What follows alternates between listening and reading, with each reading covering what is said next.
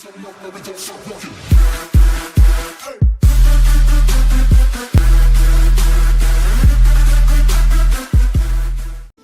shalom, Shabbat shalom, Shabbat, Shabbat, Shabbat, Shabbat shalom, Shabbat shalom.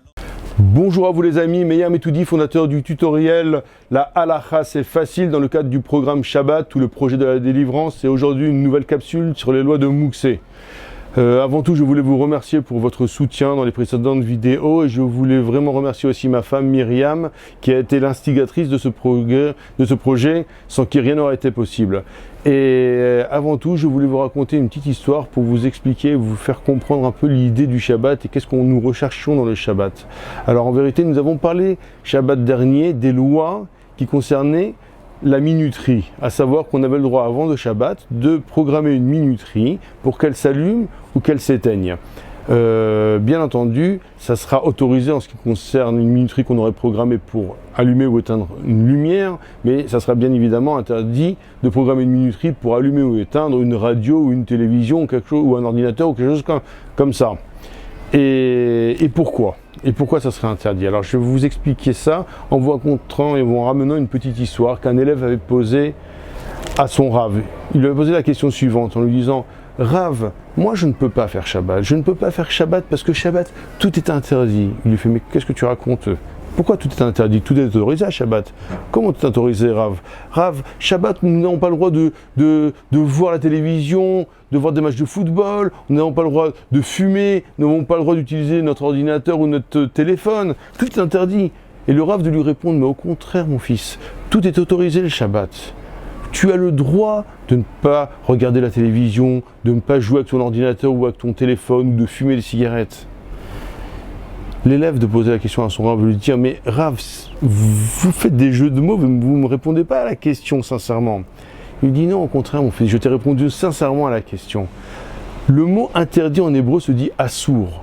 Assour, c'est la même origine que le mot assir qui veut dire prisonnier. En vérité, toute la semaine, nous sommes prisonniers des contingences matérielles qui nous empêchent de nous élever spirituellement, de vivre pleinement notre vie matérielle et spirituelle et notre vie familiale. Shabbat, nous allons nous détacher de toute cette forme de contingence qui nous empêche d'être nous-mêmes.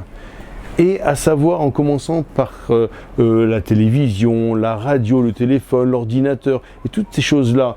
Il y a encore quelques temps, on ne pouvait pas encore comprendre combien on était dépendant de cette matérialité. Mais regardez au jour d'aujourd'hui, deux personnes qui s'asseyent ensemble, elles n'arrivent même plus à communiquer, elles sont chacune avec leur téléphone en train de regarder leur Facebook, leur Twitter, leur WhatsApp et n'importe quelle chose, sauf regarder la personne qu'ils ont en face d'elles.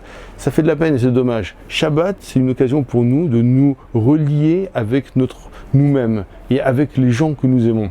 Et alors justement, dans cette idée-là, on devra donc se préparer avant le Shabbat pour pouvoir accueillir le Shabbat de manière sereine, avec une plénitude. Par exemple, on avait parlé de mettre une minuterie justement pour ne même pas avoir à penser à allumer ou éteindre la lumière. Nous sommes comme des rois. Nous sommes comme à l'hôtel. Vous savez, vous arrivez à l'hôtel, vous arrivez devant la porte, le portillon s'ouvre automatiquement au jour d'aujourd'hui. Les portes, c'est magnétique, les lumières s'allument quand vous passez. C'est quoi l'idée? On vous fait votre lit quand vous rentrez dans votre chambre, pour vous avoir pris un petit déjeuner qu'on vous a préparé. L'idée, c'est de vous considérer comme des rois. Le peuple juif est appelé Bnei Melachim, les fils du roi. En vérité, c'est comme ça que nous devons retrouver notre essence le jour du Shabbat, nous retrouver comme des fils de roi. Et pour ça, alors nous allons nous préparer à ce Shabbat. Nous n'allons pas arriver à un Shabbat en étant pressé, en courant, et donc en perdant en vérité la profondeur de ce jour intense. Et pour ça, nous allons par exemple mettre une minuterie avant Shabbat sur la plaque électrique ou sur la lumière, de manière à ce qu'elle s'allume automatiquement sans qu'on ait besoin de faire un travail spécifique pour faire ça. Nous allons nous préparer, nous allons nous laver, nous doucher pour être propre, pour accueillir ce jour saint. Nous allons faire le lit, nous allons ranger la maison, nous allons préparer des bons plats. nous allons nous préparer pour ce Shabbat. C'est une préparation aussi bien matérielle que spirituelle, Shabbat. Nous devons arriver dans le Shabbat de manière sereine et calme pour pouvoir nous préparer à l'allumage des bougies, à ce repas et à cette élévation spirituelle qui va être accompagnée par la sainteté de ce jour. Alors, une des choses aussi qui est importante, et donc c'est de ça que je voulais vous parler aujourd'hui, c'est les lois de Mouksé. Alors, il faudra faire attention avant Shabbat à cette notion-là des lois de Mouksé. Je vais vous expliquer tout de suite ce que c'est. Alors, Mouksé, la définition, c'est chaque objet qu'on aurait sorti de notre tête avant Shabbat pour être utilisé pendant Shabbat parce que c'est un objet que nous n'utilisons pas. Alors, un objet qu'on n'utiliserait pas pendant le Shabbat, nous n'aurions pas le droit de le déplacer de manière normale. Alors, il existe plusieurs objets qui ont un statut différent. Il y a des objets que, même les jours profanes, je n'utilise pas du tout. Donc, ces objets-là auront un statut de Mouksé très élevé. Par exemple, je vais vous donner un exemple, une pierre. Une pierre, c'est vraiment un objet qu'on n'utilise jamais, même les jours profanes, c'est un objet qu'on n'utilise pas.